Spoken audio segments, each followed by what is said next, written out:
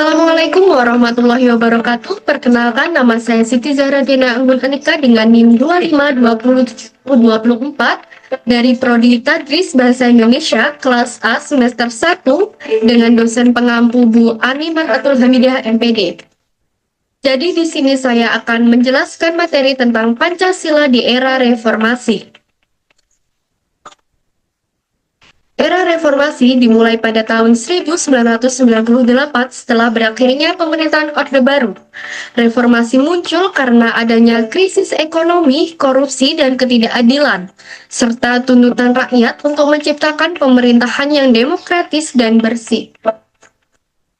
Lanjut ke tujuan reformasi. Yang pertama, mewujudkan demokrasi yang berdasarkan Pancasila. Yang kedua, menegakkan keadilan sosial dan supremasi hukum.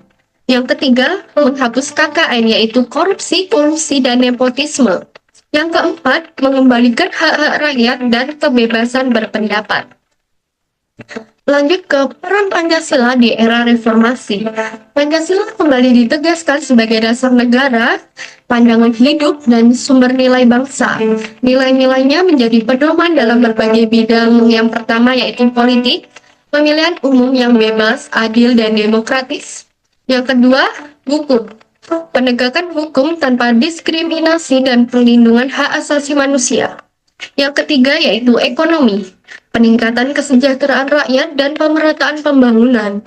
Yang keempat, sosial budaya. Menguatkan semangat gotong royong, toleransi, dan persatuan nasional.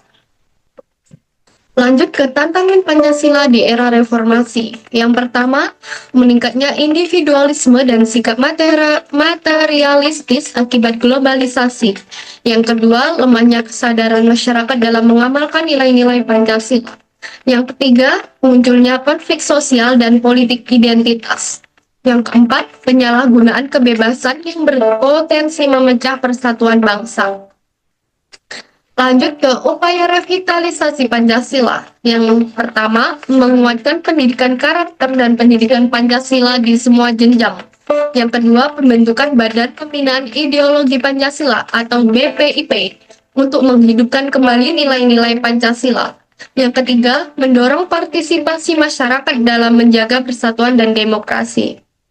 Lanjut ke fenomena aktual.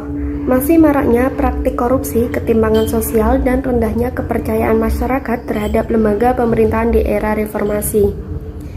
Secara teoritis, Pancasila di era reformasi menjadi pedoman dalam mewujudkan pemerintahan yang bersih, demokratis, dan berkeadilan.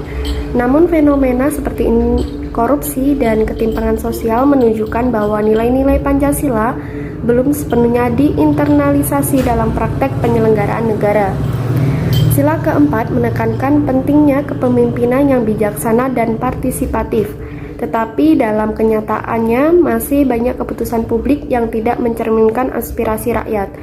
Sila kelima mengajarkan keadilan sosial, namun kesenjangan ekonomi masih terjadi di berbagai daerah. Dalam konteks masyarakat, nilai kemanusiaan dan keadilan sosial perlu dihidupkan melalui sikap kritis, partisipatif, serta kepedulian terhadap sesama, agar reformasi tidak hanya menjadi perubahan politik, tetapi juga perubahan moral dan sosial. Lanjut ke kesimpulan. Pada masa ini, Pancasila kembali ditegaskan sebagai dasar negara, sekaligus sumber nilai demokrasi, penghormatan terhadap hak asasi manusia, dan penghargaan terhadap keberagaman. Namun muncul tantangan baru berupa radikalisme, globalisasi, dan krisis moral yang dapat mengancam persatuan bangsa. Oleh karena itu, diperlukan revitalisasi Pancasila melalui pendidikan, kebijakan publik, dan pembinaan ideologi agar tetap relevan dalam kehidupan berbangsa dan bernegara. Itulah pemaparan singkat mengenai Pancasila di era reformasi.